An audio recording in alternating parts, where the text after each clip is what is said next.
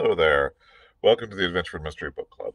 We are here again for another live reading of the pirate adventure story Captain Blood by Rafeal Sabatini.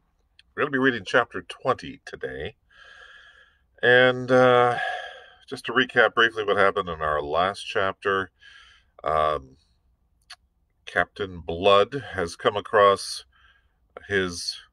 who is now his arch nemesis, Don Miguel de Espinosa, Admiral of the Spanish Navy, and who has been searching this Don Miguel has been searching the seas around the Caribbean for Captain Blood, because every time he runs into him, Captain Blood escapes his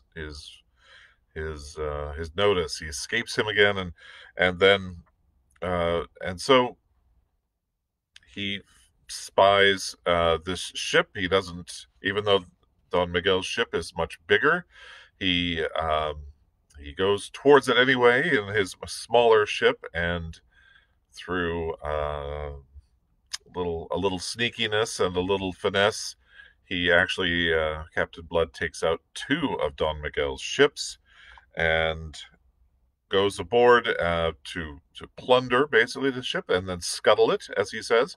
And then he looks at who else is aboard that ship as prisoners, and it is Lord Julian, who is accompanying who else but Arabella Bishop.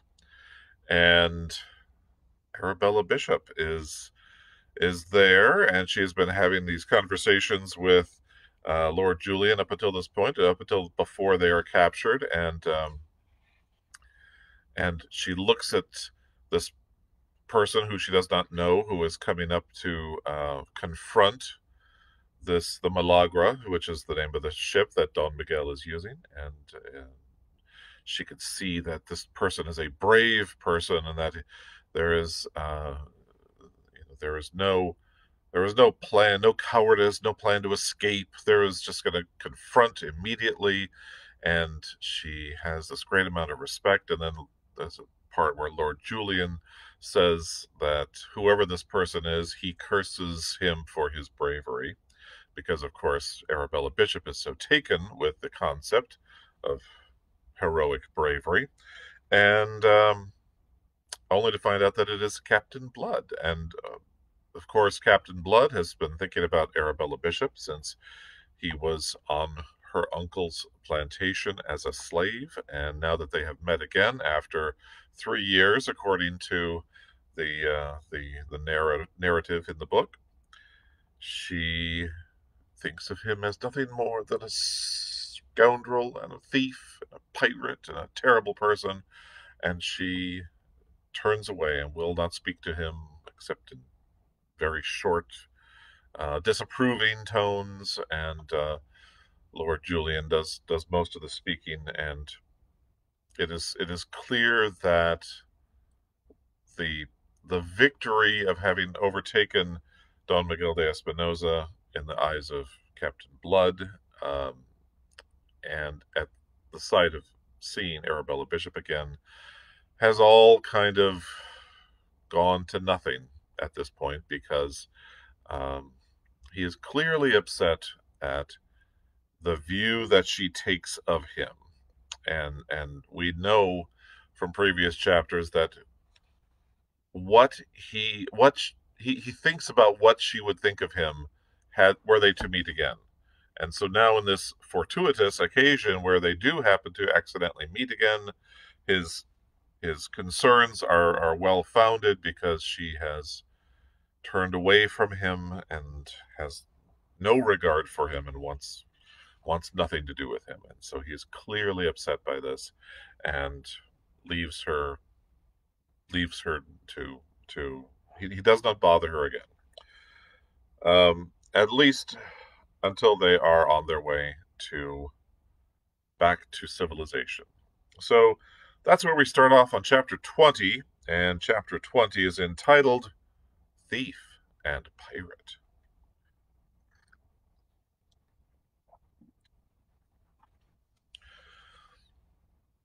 Captain Blood paced to the poop of his ship alone in the tepid dusk, and the growing golden radiance of the great poop lantern in which a seaman had just lighted the 3 lamps.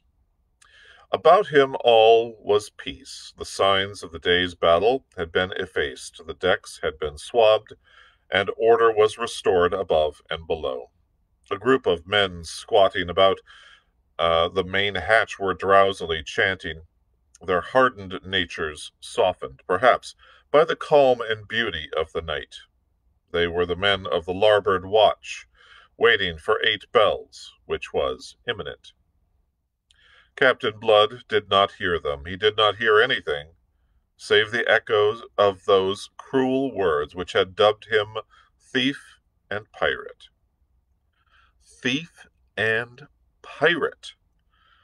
It is an odd fact of human nature that a man may for years possess the knowledge that a certain thing must be of a certain fashion, and yet be shocked to discover through his own senses that the fact is in perfect harmony with his beliefs.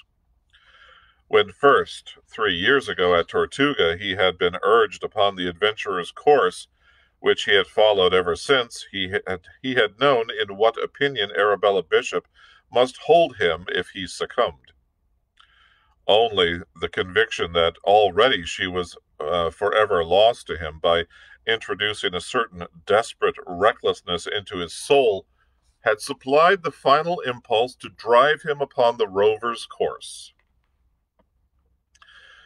That he should ever meet her again had not entered his calculations, had found no place in his dreams. They were, he conceived, irrevocably and forever parted. Yet, in spite of this, in spite even of the persuasion that to her this recollection that was his torment could bring no regrets, he had kept the thought of her ever before him in all those wild years of filibustering. He had used it as a curb not only upon himself, but also upon those who followed him. Never had buccaneers been so rigidly held in hand, never had they been so firmly restrained, never so debarred from the excesses of rapine and lust that were usual for their kind as those who sailed with Captain Blood.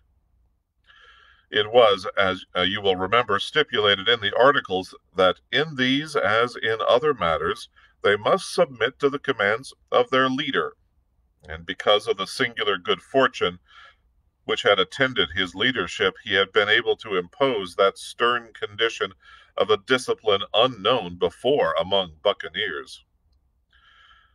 How would not these men laugh at him now if he were to tell them that this he had done out of respect for a slip of a girl, of whom he had fallen romantically enamored? How that day informed him that she did not number thieves and pirates among her acquaintances. Thief and pirate. How the words clung, how they stung and burnt his brain. It did not occur to him, being no psychologist, nor learned in the tortuous workings of the feminine mind, that the fact that she should bestow upon him these epithets in the very moment and circumstances of their meeting was, in itself, curious. He did not perceive the problem thus presented, therefore he could not probe it. Else he might have concluded that if, in a moment in which he, by delivering her from captivity, he deserved her gratitude, yet she expressed herself in bitterness. It must be because that bitterness was anterior to the gratitude and deep-seated. She had been moved to it by hearing of the course he had taken. Why? It was what he did not ask himself, or some ray of light might have come to brighten his dark and utterly evil despondency. Surely she would never have been so moved had she not cared. Had she not felt that in what he did there was a personal wrong to herself. Surely He might have reasoned nothing short of this could have moved her to such a degree of bitterness and scorn as that which she displayed. That is how you will reason. Not so, however, reasoned Captain Blood. Indeed, that night he reasoned not at all. His soul was given up to conflict between the almost sacred love he had borne her in all these years and the evil passion which she had now awakened in him. Extremes touch, and in touching may for a space become confused, indistinguishable. And the extremes of love and hate were, tonight, so confused in the soul of Captain Blood that in their fusion they made up a monstrous passion. Thief. Pirate. That was what she deemed him without qualification, oblivious of the deep wrongs he had suffered, the desperate case in which he found himself after his escape from Barbados, and all the rest that had gone to make him what he was, that he should have conducted his filibustering with hands as clean as were possible to a man engaged in such undertakings, had also not occurred to her as a charitable thought with which to mitigate her judgment of a man she had once esteemed. She had no charity for him, no mercy. She had summed him up, convicted him, and sentenced him in that one phrase.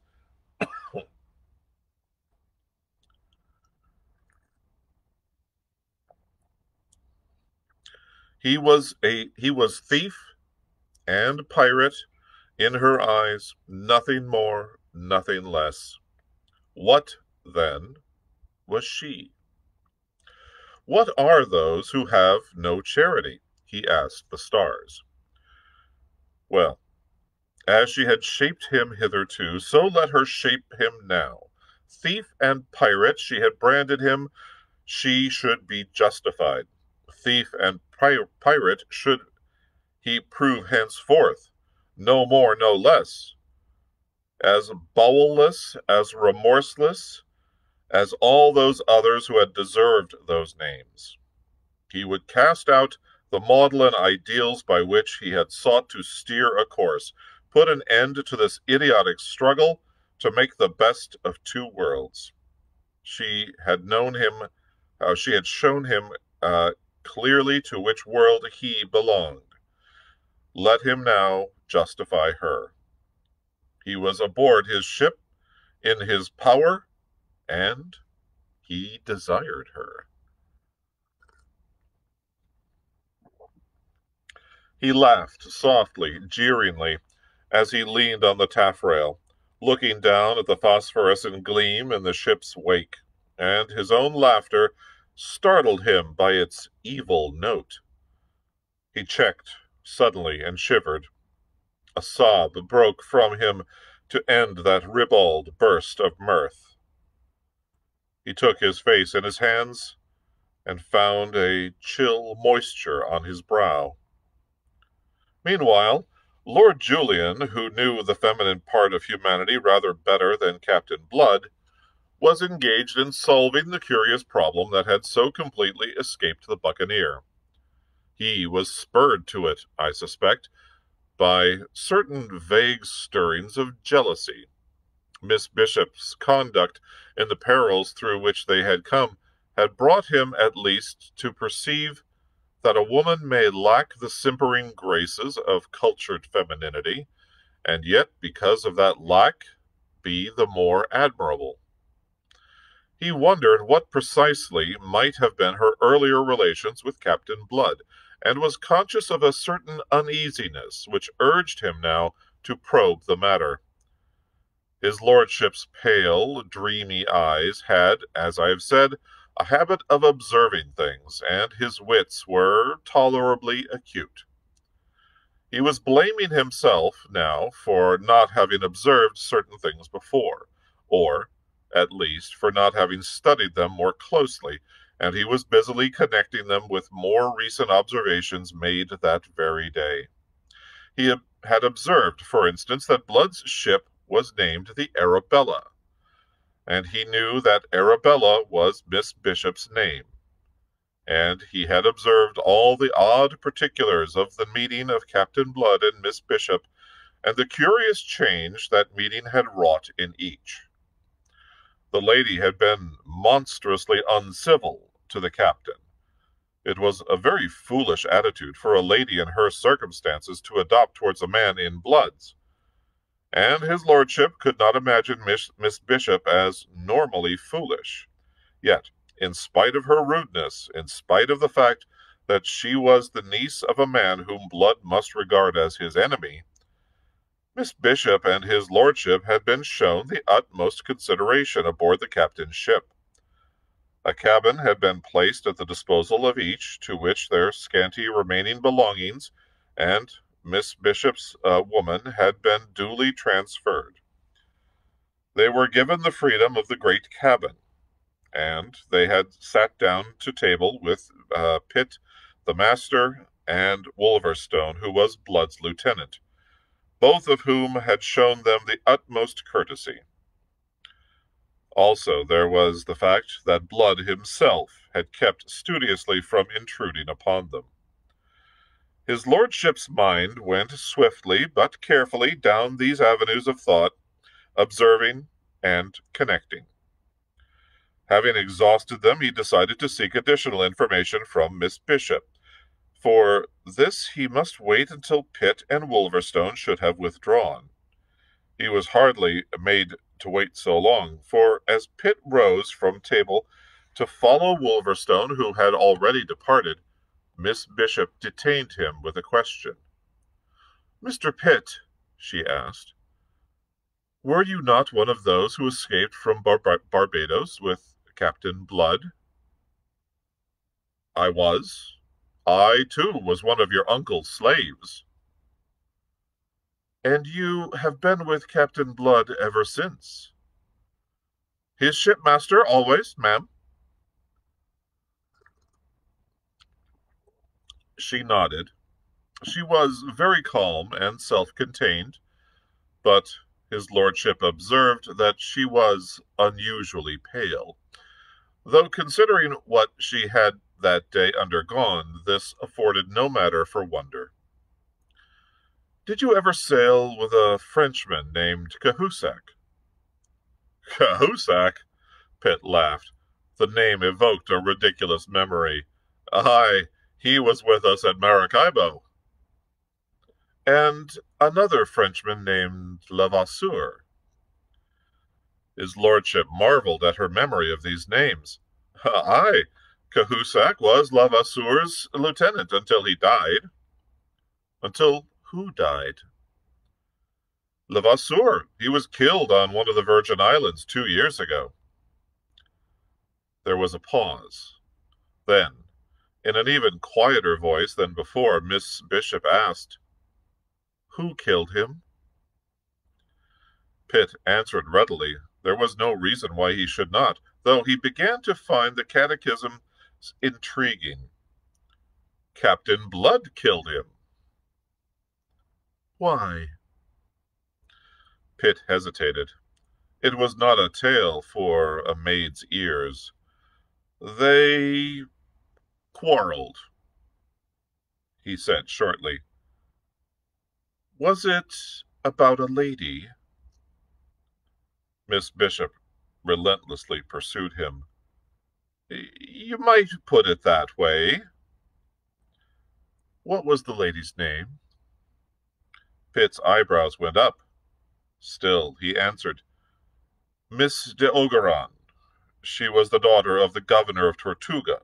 She had gone off with this fellow, Levasseur, and Peter delivered her out of his dirty clutches. He was a black-hearted scoundrel and deserved what Peter gave him."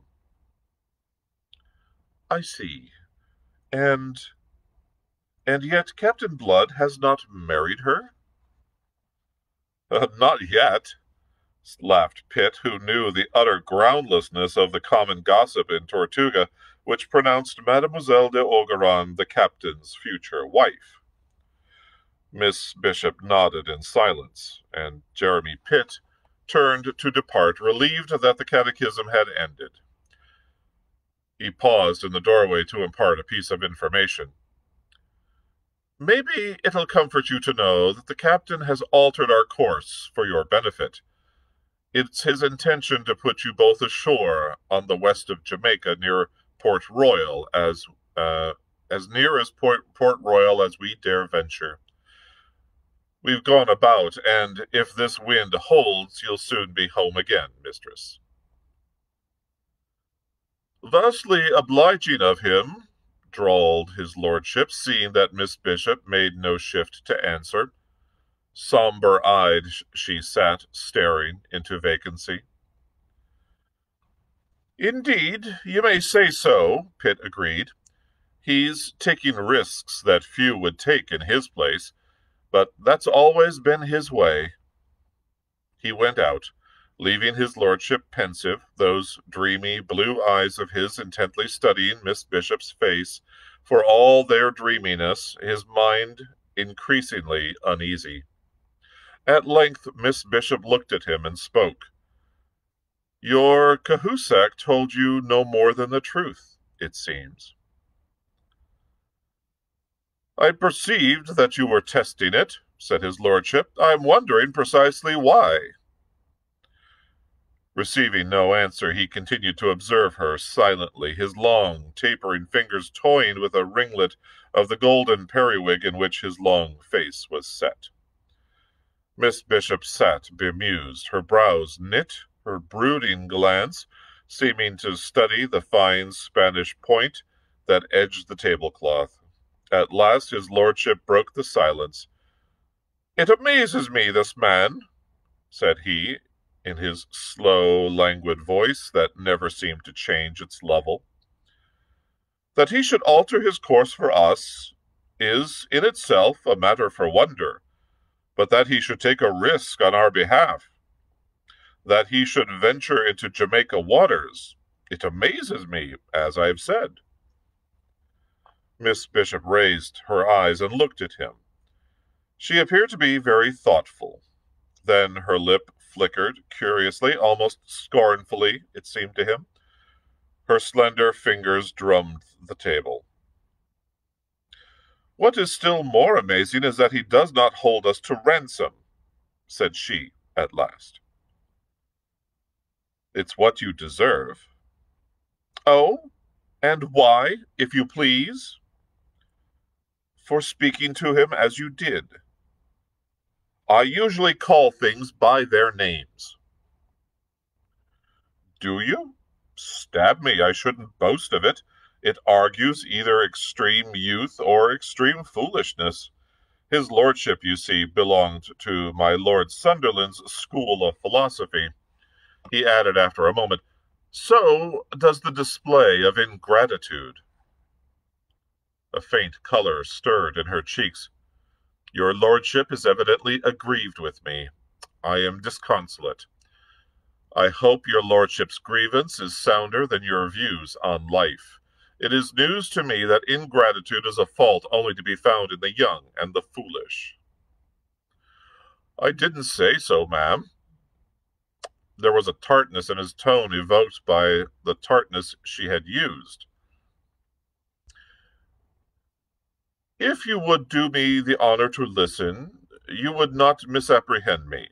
For if, unlike you, I do not always say precisely what I think, at least I say precisely what I wish to convey. To be ungrateful may be human, but to display it is childish. I don't think I understand. Her brows were knit. How have I been ungrateful, and to whom? To whom? To Captain Blood. Didn't he come to our rescue? Did he? Her manner was frigid. I wasn't aware that he knew of our presence aboard the Milagrosa. His lordship permitted himself the slightest gesture of impatience.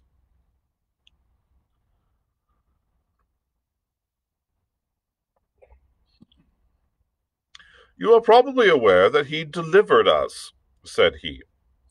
And living as you have done in these savage places of the world, you can hardly fail to be aware of what is known even in England, that this fellow Blood strictly confines himself to making war upon the Spaniards, so that to call him thief and pirate, as you did, was to overstate the case against him, at a time when it would have been more prudent to have understated it. Prudence? Her voice was scornful. What have I to do with prudence? Nothing, as I perceive. But at least study generosity. I tell you frankly, ma'am, that in Blood's place I should never have been so nice. Sink me. When you consider that he has suffered at the hands of his fellow countrymen, you may marvel with me that he should trouble to discriminate between Spanish and English. To be sold into slavery, ugh! His lordship shuddered.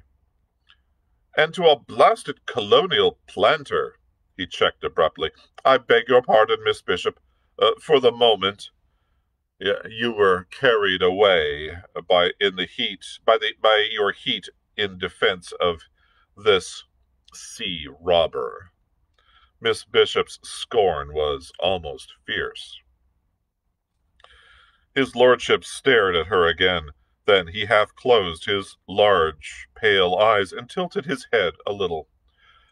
I wonder why you hate him so, he said softly. He saw the sudden scarlet flame upon her cheeks, the heavy frown that descended upon her brow. He had made her very angry, he judged. But there was no explosion. She recovered. Hate him? Lord, what a thought! I don't regard the fellow at all. Well, then you should, ma'am. His lordship spoke his thought frankly. He's worth regarding. He'd be an acquisition to the king's navy, a man that can do the things he did this morning. His service under de Ruyter wasn't wasted on him. That is a great seaman. And, blister me, the pupil's worthy the master if I'm a judge of anything. I doubt if the Royal Navy can show his equal. To thrust himself deliberately between those two at point-blank range and so turn the tables on them. It asks courage, resource, and invention, and we landlubbers were not the only ones he tricked by this maneuver. That Spanish admiral never guessed the intent until it was too late, and Blood held him in check. A great man, Miss Bishop, a man worth regarding. Miss Bishop was moved to sarcasm.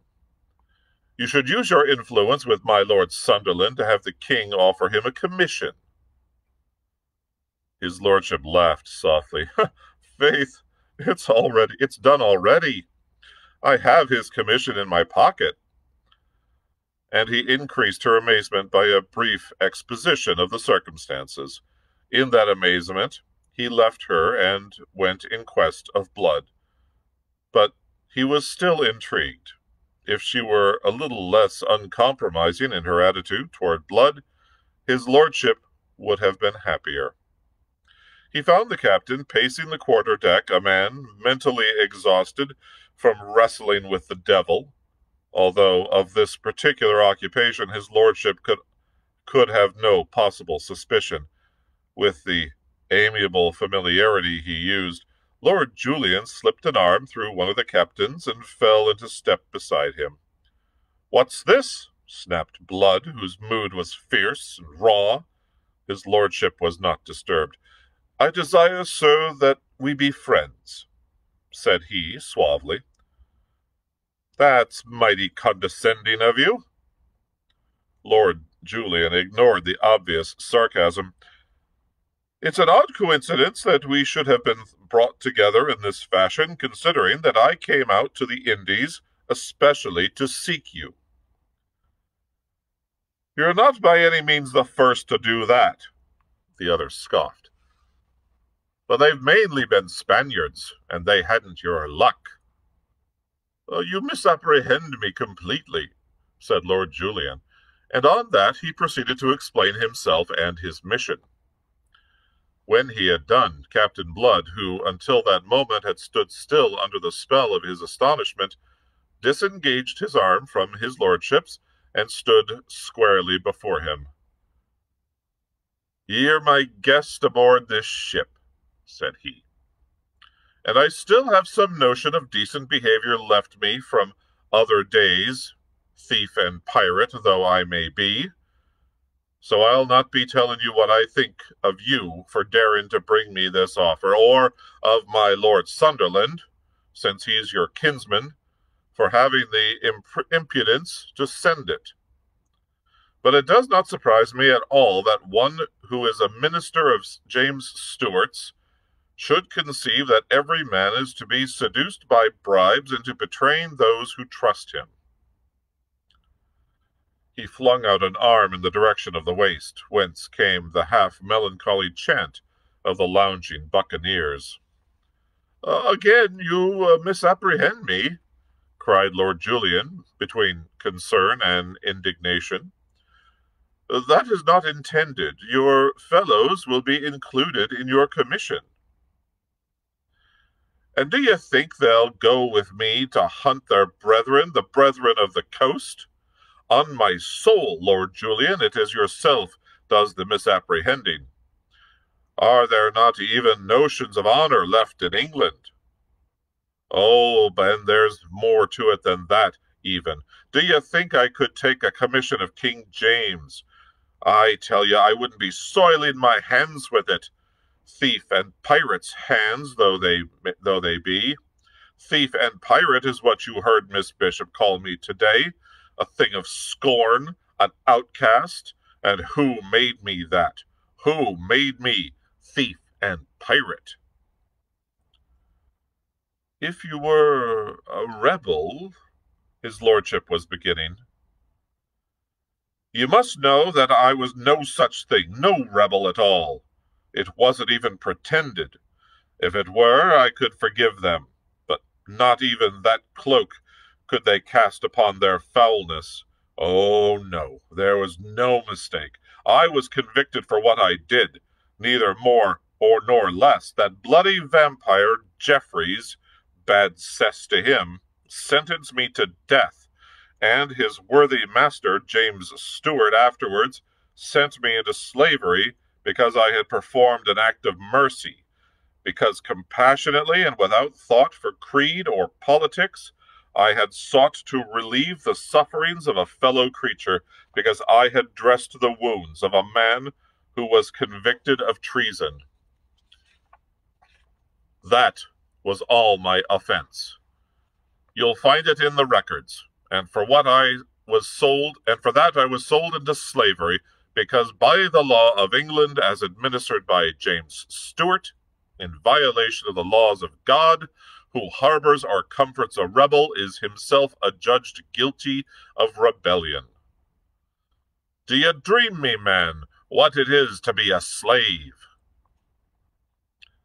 He checked suddenly at the very height of his passion. A moment he paused, then cast it from him as if it had been a cloak. His voice sank again. He uttered a little laugh of weariness and contempt. "But there, I grow hot for nothing at all. I explain myself, I think, and God knows it is not my custom.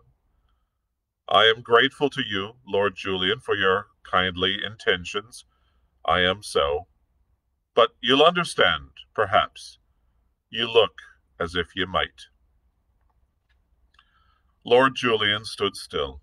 He was deeply stricken by the other's words, the passionate, eloquent outburst that, in a few sharp, clear-cut strokes, had so convincingly presented the man's bitter case against humanity, his complete apologia and justification for all that could be laid to his charge. His lordship looked at that keen, intrepid face, gleaming lividly in the light of that great poop lantern, and his own eyes were troubled. He was abashed. He fetched a heavy sigh. "Pity," he said slowly. Oh, blister me, a cursed pity. He held out his hand, moved to it on a sudden generous impulse. But no offense between us, Captain Blood. Oh, no offense, but I'm a thief and a pirate. He laughed without mirth and, disregarding the proffered hand, swung on his heel. Lord Julian stood a moment, watching the tall figure as it moved away toward the taffrail. Then, letting his arms fall helplessly to his sides in dejection, he departed. Just within the doorway of the alley leading to the cabin, he ran into Miss Bishop. Yet she had not been coming out, for her back was towards him. She was moving in the same direction. He followed her, his mind too full of Captain Blood to be concerned just then with her movements. In the cabin he flung into a chair and exploded with a violence altogether foreign to his nature. Damn if ever I met a man I liked better, or even a man I liked as well. Yet there's nothing to be done with him. So I heard, she admitted in a small voice. She was very white, and she kept her eyes upon her folded hands. He looked up in surprise, and then sat conning her with a brooding glance. I wonder now, he said presently, if the mischief is of your working. Your words have rankled with him. He threw them at me again and again. He wouldn't take the king's commission. He wouldn't take my hand, even. What's to be done with a fellow like that? He'll end up on a yardarm for all his luck. And the quixotic fool is running into danger at the present moment on our behalf. How? She asked him with a sudden startled interest. How? Have you forgotten that he's sailing to Jamaica and that Jamaica is the headquarters of the English fleet? True, your uncle commands it. She leaned across the table to interrupt him, and he observed that her breathing had grown labored, that her eyes were dilating in alarm. But there is no hope for him in that, she cried. Oh, don't imagine it. He has no bitterer enemy in the world. My uncle is a hard, unforgiving man. I believe that it was nothing but the hope of taking and hanging Captain Blood that made my uncle leave his Barbados plantations to accept the deputy governorship of Jamaica. Captain Blood doesn't know that, of course. She paused with a little gesture of helplessness. I can think that it would make the least. Let's try that again. I can think that it would make the least difference if he did, said his lordship gravely. A man who can forgive such an enemy as Don Miguel may take up his uncompromising attitude with me isn't to be judged by ordinary rules. He's chivalrous to the point of idiocy. And yet he has been what he has been and done what he has done in these last 3 years, said she. But she said it sorrowfully now, without any of her earlier scorn.